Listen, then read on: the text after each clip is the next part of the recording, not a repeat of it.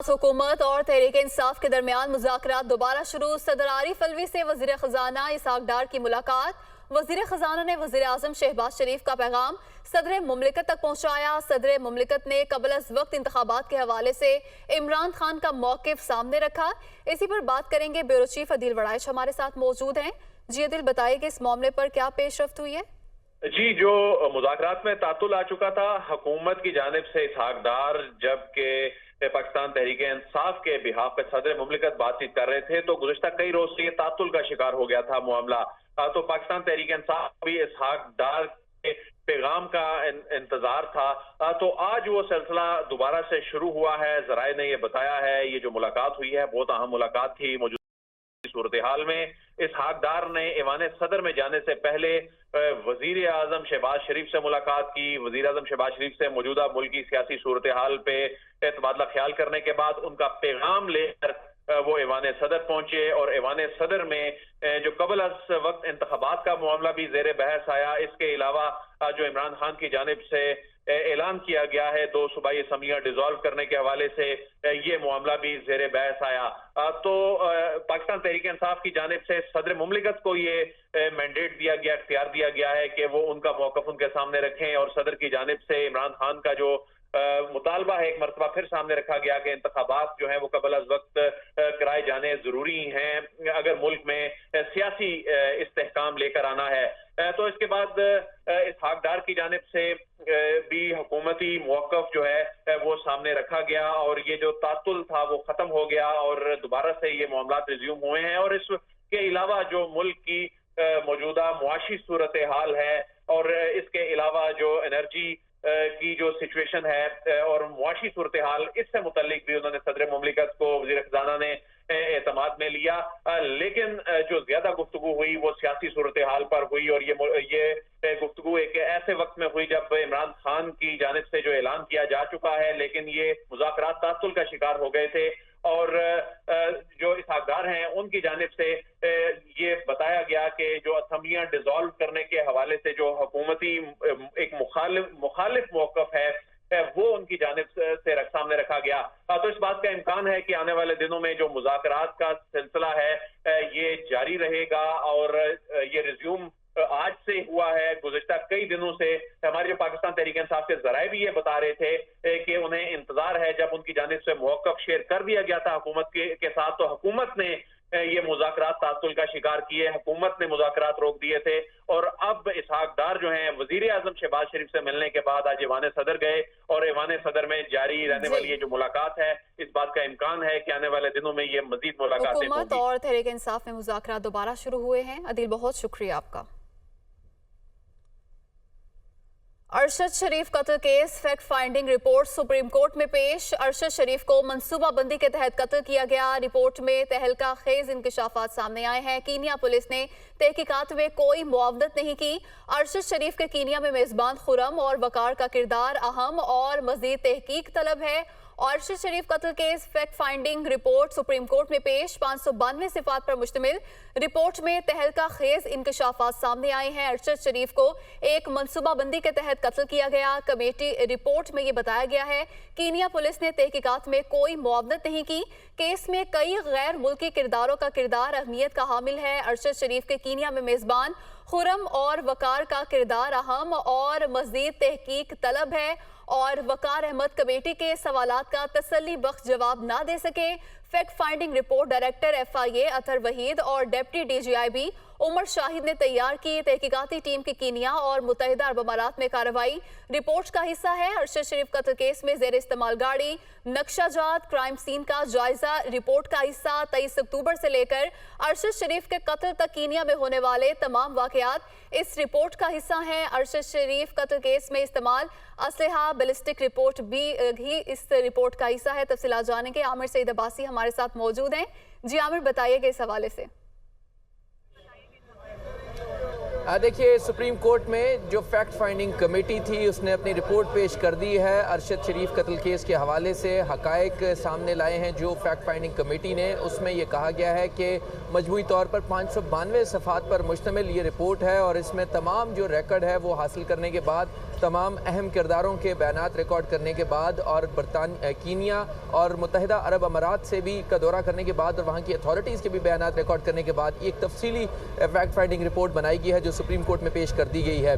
इस fact finding report में जो अहम 9 जो नताइज अखज़ किए गए हैं वो बहुत अहम हैं, क्योंकि इसमें यह कहा गया है कि जो कीनियन पुलिस का दावा है कि ये एक गलत शनाख्त के तहत अरशद शरीफ जो है वो पुलिस के हाथों कत्ल हुए हैं, ये दावा भी दुरुस्त नहीं है। इसमें यह भी कहा गया है कि जो पुलिस के अलावा जो वहाँ की अथॉरिटीज़ हैं उन्होंने ताउन नहीं किया, जो शख्स फायरिंग करने वाला था उसके साथ भी मुलाकात नहीं करवाई गई फैक्ट फाइंडिंग कमेटी के साथ। इसके अलावा इस कमेटी ने अपनी रिपोर्ट में यह भी कहा है कि जो 2 मेज़बान थे अरशद शरीफ के, जिसमें वकार और खुरम थे, इन दोनों का किरदार इंतहाई मशकूक है और इन दोनों के बयानात में शदीद तजाद है। इसके अलावा ये भी कहा गया है कि अरशद शरीफ के खिलाफ जो मुल्क भर में होने वाले मुकदमात थे उनकी वजह से वो मजबूर हुए कि उन्होंने पाकिस्तान को छोड़ा। उसके बाद ये भी कहा गया है रिपोर्ट में कि जो मुत्तहिदा अरब अमारात से उनकी रवानगी है वो भी लगता है कि वो भी उन्हें मजबूर किया गया है कि वो मुत्तहिदा अरब अमारात से चले जाएँ। इस रिपोर्ट में ये कहा गया है कि अब इसके नताइज पर यह है कि अब मुकदमा दर्ज किया जाना चाहिए और फैक्ट फाइंडिंग रिपोर्ट ने यह कहा है कि इसमें दहशतगर्दी की दफात के तहत मुकदमा दर्ज किया जाना चाहिए और जो FIA का काउंटर टेररिज्म विंग है वहाँ पर यह मुकदमा दर्ज होना चाहिए और इसमें इंसदाद दहशतगर्दी एक्ट की दफात को भी शामिल किया जाना चाहिए, क्योंकि बहुत तफसीली ये रिपोर्ट है और इसमें यह कहा गया है कि जो तमाम ये किरदार हैं इनसे मुतल्लिक तफ्तीश के लिए ज़रूरी है कि मुकदमा दर्ज किया जाए और कानून के मुताबिक इसमें ताज़ीरात पाकिस्तान की दफात को भी शामिल किया जाए और एक जामे तहकीकात की जाए मुकदमा दर्ज करने के बाद, ताकि तमाम जो किरदार हैं उनको न सिर्फ गिरफ्तार किया जा सके, उनके खिलाफ कार्रवाई अमल में लाई जा सके और कानून के मुताबिक उनके खिलाफ कार्रवाई की जा सके। लिहाजा ये रिपोर्ट पेश कर दी गई है। इसके अलावा अरशद शरीफ की जो वालदा हैं वो भी अब सुप्रीम कोर्ट पहुँच चुकी हैं। इसके अलावा डायरेक्टर जनरल FIA वो भी अब सुप्रीम कोर्ट पहुँच चुके हैं अपनी टीम के साथ और अब से कुछ देर के बाद सुप्रीम कोर्ट का 5 रुकनी लार्जर बेंच समाअत करेगा अरशद शरीफ अज़ नोटिस केस की और फैसला होगा कि अब कार्रवाई को कैसे आगे बढ़ाना है। सुप्रीम कोर्ट में अब से कुछ देर के बाद सुप्रीम कोर्ट का लार्जर बेंच जिसकी सरबराही chief justice of Pakistan justice Umar Ata Bandial करेंगे, वो समाअत करेंगे और तमाम फरीकैन जो है वो पेश होंगे। अदालत ने गुज़श्ता रोज़ 3 अहकाम जारी किए थे जिसमें मामले पर समाअत होगी। आमिर सईद अब्बासी, बहुत शुक्रिया, आपने तफसीलन अपडेट किया।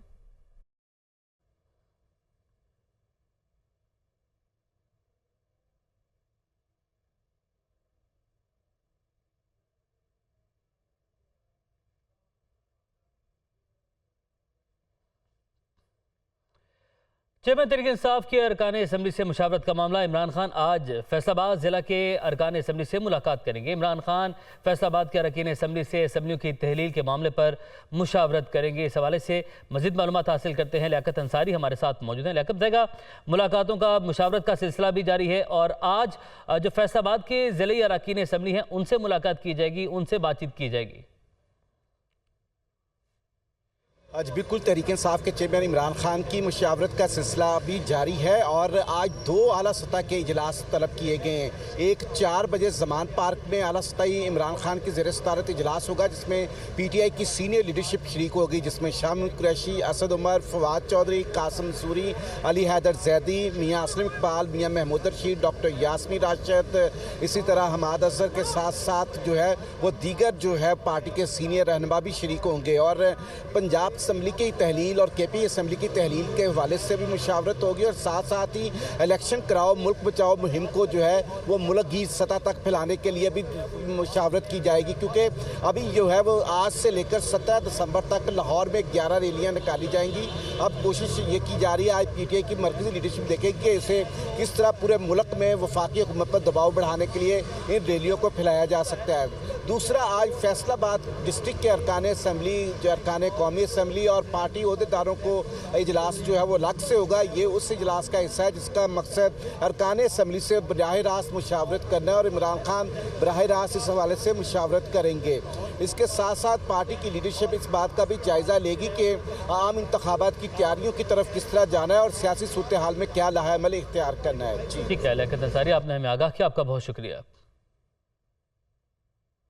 और अब आपको बताएं कि पंजाब काबीना में फिर तोसी का इम्कान है। ख्याल अहमद कासुर को वजारत का हलफ उठाने के बाद महकमा कॉलोनीज मिलने का इम्कान है और ख्याल अहमद कासुर पहले भी कॉलोनीज एंड कल्चर के वजीर रह चुके हैं। तो पंजाब काबीना में एक बार फिर से तोसी का इम्कान है और ख्याल अहमद कासरो को वजारत का हलफ उठाने के बाद महकमा कॉलोनीज मिलने का इम्कान जाहिर किया जा रहा है। और ख्याल अहमद कासरो के बारे में अगर आपको मजीद डिटेल्स शेयर करें आपके साथ, तो वो पहले भी कॉलोनीज एंड कल्चर के वजीर रह चुके हैं।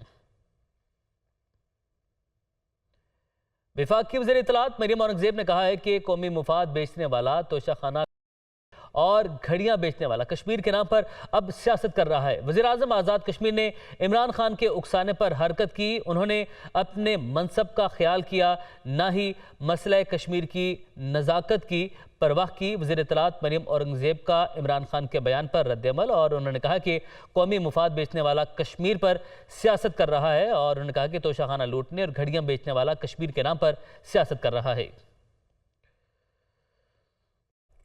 रहनुमा तहरीक इंसाफ डॉक्टर यास्मीन राशिद मीडिया से गुफ्तगू कर रही हैं। तो 4 महीने हमारी हुकूमत नहीं थी, तो मैं अपनी हुकूमत के बगैर थे। बड़ी मेरी गल सुननी सी, दसो जी, हुक्म करो। मैं बात कर लूँ, उनसे पूछ लो, फिर आपसे बात करूँ। 1 साल से अद्वियात की किल्लत है जी, DTL से आ रही हैं, जा रही हैं, ये सिलसिला रहा। ये निश्चित की बात कर रहे हो, 5 MS तब्दील हो चुके हैं यहाँ, और 5 MS आप पिछले देखें, उनमें कई जो है वो मिस हैंडलिंग हुई है। क्या उसकी कोई इंक्वायरी हुई? जी, अभी करने मैं ये बात कर लूँ। अब जी बस मेरी कंप्लीट है। अब जो MS आए हैं, इनको पार्लियामेंटेरियंस आपके PTI के वो प्रेशराइज करते रहते हैं, अपने काम लेते रहते हैं और इनको तंग करते हैं। एक दूसरी बात यह है कि यहाँ का जो इमरजेंसी वार्ड के डायरेक्टर है वो 12 साल से एक ही बंदा है, और कल जो है वो एक हुआ है एक इंसिडेंट कि यहाँ पर वो लिफ्ट गिर गई है, और उसमें जो है वो ट्रामा पेशेंट था, उसका दिमाग का मसला था, वो जो गिर गया है, तो क्या बनेगा? अच्छा, मेरा ख्याल है जी, जहाँ तक ताल्लुक है, देखें MS साहब को लगाया है और बाकायदा एक प्रॉपर सिलेक्शन प्रोसेस से लगाया है। और ये भी मैं बता दूँ, जो मर्ज़ी कोई कहते रहे, मैं तो उनके पीछे खड़ी हूँ, और इसके बारे में तो कोई शक नहीं होना चाहिए। जहाँ तक एक से अच्छा अब गुफ्तगू आपने मुलाहिजा की, आगे बढ़ेंगे। अरशद शरीफ कत्ल केस GIT तश्कील देने का नोटिफिकेशन जारी। GIT अपनी रिपोर्ट जल्द अज जल्द मुकम्मल करके IG इस्लामाबाद को जमा कराएगी। गुज़िश्ता रोज सुप्रीम कोर्ट के अहकामात पर थाना रमना में मुकदमा दर्ज किया गया था। तफसीलात जानेंगे, कमरुल मुनव्वर हमारे साथ मौजूद हैं। जी कमर, बताइए इस हवाले से।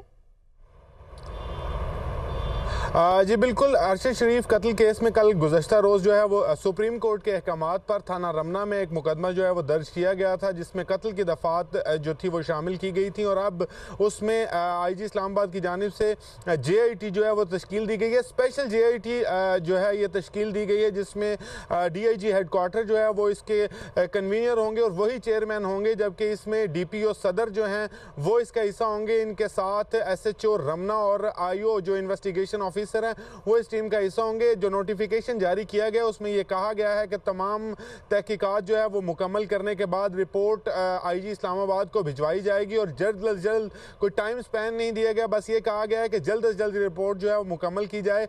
इस हवाले से अभी तक की जो तहकीकात की गई हैं उस तमाम का जायज़ा लिया जाएगा। पिम्स अस्पताल से वो तमाम रिपोर्ट्स जो हासिल कर ली गई हैं, जिसमें पोस्टमार्टम से लेके तमाम जो ऑटोप्सी की रिपोर्ट्स थी वो हासिल की गई हैं। इसके अलावा जो FIA की 2 रुकनी टीम थी, जो फैक्ट फाइंडिंग कमेटी बनाई गई थी, उसने जो अभी तक की तहकीकात की गई हैं उसको भी इस JIT को हैंड ओवर किया जाएगा, और बाकायदा ये JIT उसको भी इन्वेस्टिगेट करेगी, क्योंकि जो तहकीकात की गई हैं वो ऑफिशियली की गई थी, और फैक्ट फाइंडिंग कमेटी ने वो फैक्ट फाइंड किए हैं तमाम, ना सिर्फ कीनिया जाके बल्कि दुबई से भी वो तमाम फैक्ट जो हैं वो इकट्ठे किए गए हैं। अब वो हैंड ओवर किए जाएंगे इस्लामाबाद पुलिस की ये स्पेशल जॉइंट इन्वेस्टिगेशन टीम जो बनाई गई है।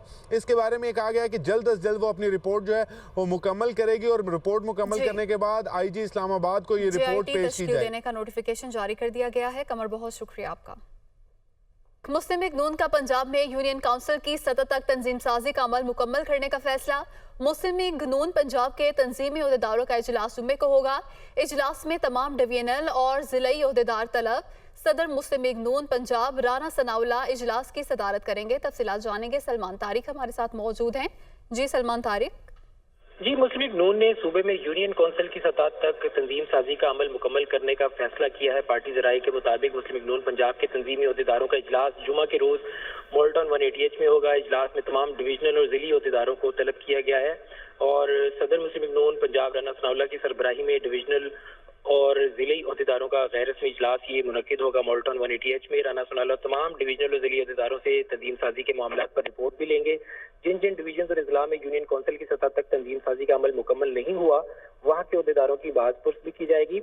और ये पार्टी कायद नवाज शरीफ ने सितंबर में पार्टी की यूनियन कौंसिल की सतह तक तंजीम साजी 3 माह में मुकम्मल करने का टास्क किया था और ये इजलास भी कायद नवाज शरीफ की हिदायत पर। सलमान तारिक, बहुत शुक्रिया आपका। एडमिनिस्ट्रेटर कराची का ओहदा लें या नहीं, MQM में मुख्तलिफ आरा। बेशतर सीनियर रहनुमाओं का मौजूदा सूरत हाल में हुकूमती इंतजामी ओहदे न लेने की तजवीज़। MQM के चंद रहनुमा किसी भी हाल में एडमिनिस्ट्रेटर लगवाने के ख्वाहिशमंद हैं। जरा ये बताते हैं, तफसीलात जानेंगे। नुमाइंदा दुनिया न्यूज़ मोहम्मद अशद हमारे साथ मौजूद हैं। जी मोहम्मद अशद, बताइएगा इस हवाले से। जी बिल्कुल, देखिए एडमिनिस्ट्रेटर कराची का ओहदा ले या नहीं ले, इस हवाले से MQM में इस वक्त मुख्तलिफ आरा जो है वो पाई जाती हैं। जरा इस हवाले से तस्दीक करते हैं कि MQM के बेशतर सीनियर रहनुमाओं का जो है मौजूदा सूरत हाल में हुकूमती इंतजामी ओहदा ना लेने की जो है वो तजवीज़ उनकी जानिब से दी गई है, जबकि MQM के चंद रहनुमा जो है वो किसी भी हाल में एडमिनिस्ट्रेटर कराची लगवाने के ख्वाहिशमंद है। जरा इस हवाले से भी तस्दीक करते हैं कि एडमिनिस्ट्रेटर कराची के लिए चंद रहनुमा अब्दुल वसीम जबकि कुछ इफ्तिखार कायम खानी का जो है वो नाम दे रहे हैं, जबकि ओहदों के कुछ रहनुमा जो है MQM के, उनका ये कहना है कि ओहदों के बजाय बाइख्तियार बल्दियाती कानून हल्का बंदी पर जोर दिया जाए। जनवरी में कुछ रहनुमा MQM के, उनका ये भी कहना है कि जनवरी में बल्दियाती इंतखाबात का ऐलान हो चुका है, अब एडमिनिस्ट्रेटर कराची का ओहदा लेकर क्या फायदा होगा। कराची हैदराबाद में बल्दियाती इलेक्शन 15 जनवरी को शेड्यूल है। दूसरी जानिब PTI ने एडमिनिस्ट्रेटर कराची के तब्दील होने की सूरत में अदालत से रुजू करने का जो है वो ऐलान कर रखा है। जी मोहम्मद अशद, बहुत शुक्रिया आपका। खबर शामिल करेंगे इस्लामाबाद से। बैतुल माल निस्फ बजट से महरूम है। कई मंसूबे मुसर बैतुल माल को मौजूदा माली साल के लिए 12 के बजाय सिर्फ 6 अरब रुपए से जायद का बजट ही मिलेगा। मरियम इलाही हमारे साथ मौजूद हैं, उनकी जानिब बढ़ते हैं और उनसे इस हवाले से मजीद मालूमात हासिल करते हैं। मरियम, कहिएगा, निस्फ बजट से बैतुल माल महरूम हो गया तकरीबन, तो इससे कौन कौन से अहम प्रोजेक्ट्स हैं, मंसूबे हैं जो कि मुतासिर हो रहे हैं? जी बिल्कुल, पाकिस्तान बैतुल माल के जो प्रोजेक्ट्स हैं स्पेसिफिकली उनमें जो रोटी सबके लिए एक स्कीम प्रोग्राम है जो कि लोगों को जो है ऑटोमोबाइल के ऊपर खाना प्रोवाइड करता है। इसी तरह उनके यहाँ पनाहगाहें भी जो हैं वो पाकिस्तान बैतुल माल के अंडर जो हैं वो ऑर्गेनाइज होती हैं। बलूचिस्तान में स्पेसिफिकली ये जो बजट कंस्ट्रेंट्स हैं उनकी वजह से बहुत ज़्यादा मुतासर हो रहा है इनका जो फलाही प्रोजेक्ट्स हैं। ये जो 2 प्रोजेक्ट्स मैंने आपको बताए हैं, रोटी सबके लिए और ये जो पनाहगाहें हैं, ये बहुत ज़्यादा जो है वहाँ पर इफेक्ट हो रही हैं। बलूचिस्तान में इस वक्त जो है 4 पनाहगाहें जो है वो कम्प्लीटली बंद हो चुकी हैं। 3 मजीद पनाहगाहें हैं जो कि फाइनेंशियल कंस्ट्रेंट्स की वजह से बंद हो सकती हैं। उन प्रोजेक्ट्स की बात की जाए जो रोटी सबके लिए है, जो खाने के प्रोजेक्ट्स हैं, तो वहाँ पर जो है उसमें बेसिकली रीज़न ये दिया जा रहा है कि उनको 12 अरब उन्होंने डिमांड किया था पाकिस्तान बैतुल माल ने हुकूमत से, तो उनको जो अप्रूव्ड बजट है वो उनको सिर्फ 6 अरब से ज़्यादा जो है वो दिया गया है। उसकी वजह से बहुत बड़ा प्रॉब्लम बेसिकली ये भी आ रहा है कि वो ये कह रहे हैं कि हमें पिछले साल भी हमने जो है उनके हुकाम का कहना था कि हमने पिछले साल अपनी जानिब से जो है ये सारे पनाहगाहें जब स्टार्ट की तो हमें हुकूमत ने कहा कि हम आपको ये अप्रूव कर देते हैं और हम आपको दे देंगे सप्लीमेंट्री ग्रांट, लेकिन सप्लीमेंट्री ग्रांट अप्रूव हो गई लेकिन उनको वसूल नहीं हुई। और इस साल जो है वो इस सारे सिनेरियो में ये चीज़ें जो है बहुत ज़्यादा मुतासर हो रही हैं, इनके जो प्रोजेक्ट्स हैं बेसिकली। और अभी मैं आपको बताऊँ बहुत मुतासर हो रहे हैं। मरीम, आपने अपडेट किया, आपका बहुत शुक्रिया। खैबर पख्तूनख्वा में CNG सार्फिन के लिए बुरी खबर है। जनवरी में CNG स्टेशन को गैस की सप्लाई मुअत्तल हो सकती है, ऐसा कहना है GM सुई गैस का। इंडस्ट्रीज को गैस की सप्लाई के हवाले से तरजीह दी जाएगी। GM सुई गैस की जानिब से ये जो पैगाम है वो जारी कर दिया गया है। नौशहरा की समत से तीसरी मेन ट्रांसमिशन लाइन पर काम 90% मुकम्मल हो चुका है। मजीद मालूमात हासिल करते हैं, इमरान बुखारी हमारे साथ मौजूद है। जी इमरान, बताइएगा। जी बिल्कुल, जनरल मैनेजर सी गैस ताज मोहम्मद खान ने बिजनेस टीवी के साथ अच्छी बातचीत के दौरान बताया है कि जनवरी में मुमकिन तौर पर CNG स्टेशन को गैस की सप्लाई बंद हो सकती है और वो कोशिश कर रहे हैं कि इंडस्ट्रीज को गैस की सप्लाई बिला तातिल जारी रहे। ताहम जो बहरान है उसकी वजह से ये इम्कान है कि जनवरी में सीएनजी स्टेशन को गैस की सप्लाई रोक दी जाए, और इस हवाले से सीएनजी स्टेशन इंतजामिया को भी एतमाद में लिया जा चुका है। जबकि इसके अलावा पेशावर शहर में 2 इस वक्त ट्रांसमिशन लाइन है जिनसे गैस की सप्लाई जारी है। तहम तीसरी ट्रांसमिशन लाइन जो 47 किलोमीटर के करीब थी, उस पर भी 90% काम मुकम्मल हो चुका है, और जून 2023 तक इस हवाले से पेशावर का ये मसला जो है वो भी हल हो जाएगा। उनका ये भी कहना था कि उनकी कोशिश है कि जो सारिफिन आम घरेलू सारिफिन उनको। ठीक है इमरान बुखारी, अपना अपडेट किया, आपका शुक्रिया। कराची बल्दिया टाउन में बच्ची के मुबैना अगवा का ड्रॉप सीन। खातून के घर कभी बच्ची की पैदाइश ही नहीं हुई, ऐसा बताना है पुलिस जराए का। खातून अपनी दोस्त की बच्ची को पालने का कहकर अपने घर लाई थी। इसी पर बात करेंगे, नुमाइंदा दुनिया न्यूज नवीद कमाल हमारे साथ मौजूद हैं। जी नवीद, बताइएगा क्या मामला है ये? जी बिल्कुल, 11 रोज बच्ची के अगवा का ड्रॉप सीन हो गया है। खातून जिसने ये दावा किया था कि ये उसकी बच्ची थी और 11 रोज की थी और उसे मोटरसाइकिल सवार छीन कर ले गए हैं, ये वाकया झूठ पर मबनी निकला है। खातून के घर कभी बच्ची की पैदाइश ही नहीं हुई। पुलिस जराए ने खातून की वालदा का बयान लिया है, जिसका वीडियो बयान भी जारी किया गया है। खातून के मुतालिक बताया गया है कि अपनी दोस्त को बच्ची पालने का कहकर अपने घर लाई। चंद दिन खातून ने बच्ची को अपने पास रखा और उसके बाद बताया जा रहा है कि जिस खातून की ये हकीकी बच्ची थी, उसने अपनी बच्ची इससे वापस ले ली और खातून अपनी वालदा के हमरा इस बच्ची को वापस करके आई है। मुदई जो खातून है जिसने ये मुकदमा दर्ज कराया है, वो अपने शोहर की पहली बीवी है, जबकि जो शोहर है वो ज्यादातर दूसरी बीवी के साथ रहता है। पुलिस का कहना है कि ऐसा लगता है कि खातून ने शोहर की तवज्जो हासिल करने के लिए झूठ बोला। पुलिस ने खातून और उसकी वालदा बहुत शुक्रिया।